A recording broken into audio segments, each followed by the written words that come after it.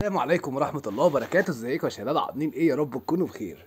فيديو النهارده يا شباب من ابلكيشن 1 اكس بت، الابلكيشن اللي احنا محققين فيه طفرة كبيرة جدا جدا جدا، اذا كان في مجال الرياضة او اذا كان في مجال الالعاب. مجال الرياضة هسيب لكم قناة التليجرام تحت في الوصف، يا ريت تنورونا هناك لان بننزل عليها اكواد مدروسة من سكواد متخصص في كرة القدم.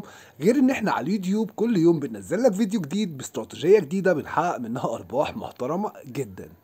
زي ما انتوا شفتوا في الفيديوهات اللي قبل كده، طبقنا كذا استراتيجية مع كذا لعبة والحمد لله طلعنا بأرباح محترمة جدا جدا. تمام. والحمد لله كنا طالعين بأرباح يعني محترمة. تمام. في لعبة النهاردة هنجربها، لعبة جديدة مع بعض، يمكن احنا برضو ما لعبناهاش كتير قوي، او احنا مثلا ما جربناهاش معاكم في فيديو، فاحنا حابين ان احنا نجربها مع بعض كده في فيديو جديد، ونشوف اذا كنا هنطلع منها بأرباح محترمة ولا هتنضم للعيله اللي هي بلاش نلعبها. حابب برضو قبل ما نبدا اللعبه افكركم الناس اللي لسه ما سجلتش البرومو كود بتاعنا ليام 15 LIAM 15. البرومو كود بتاعنا بيديك $130 مع اول ايداع كمكافاه تسجيل، غير مكافآت يوم الجمعه ويوم الاثنين. لعبه النهارده يا شباب فير اوف وين. تمام. هنجربها كده مع بعض ونشوف اللعبة نظامها ايه معانا، وهل فيها ارباح حلوة ولا هل بلاش نلعبها مثلا.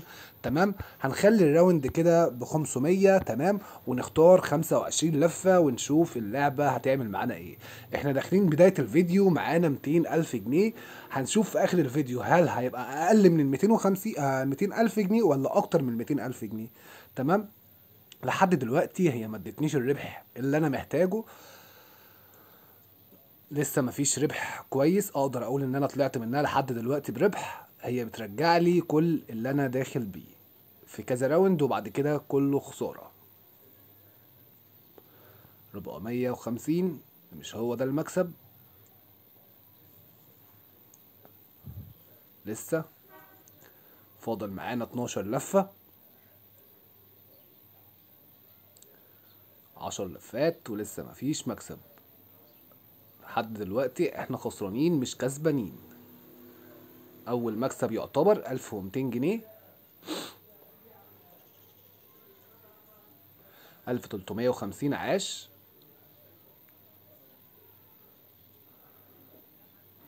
2000 جنيه برضو كويس مش وحش، بس لحد دلوقتي احنا خسرانين. لسه ما جاش الراوند اللي هو يعوضنا الخساره بتاعتنا اللي احنا خسرناها في الوقت اللي فات ده. احنا خسرانين في حدود الاربع كام ال 6000 جنيه بالظبط. ال 25 لفه خلصوا وطلعنا منها خسرانين 4000 يعتبر او 5000. مش هحكم عليها من ال 25 لفة ديت، وهديها فرصة كمان وهبدأ أخش 25 لفة كمان، ونحكم عليها بعد ال 50 لفة عشان يبقى احنا جربناها واديناها حقها. نحط 25 لفة. لحد دلوقتي مفيش مكاسب.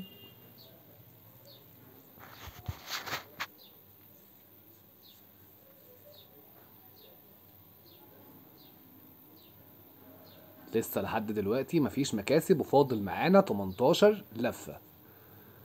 لحد دلوقتي اللعبة مخسرانا مش مكسبانا، ولحد دلوقتي الحكم عليها طبعا بالسالب ان احنا ما نجربهاش.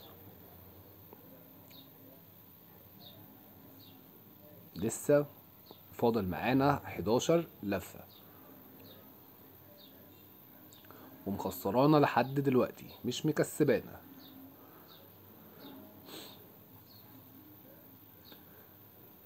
1700. فاضل 8 لفات وهي اللعبه شغاله. حابب برضه افكرك الناس اللي لسه ما سجلتش البرومو كود بتاعنا الايام 15 LIAM 15.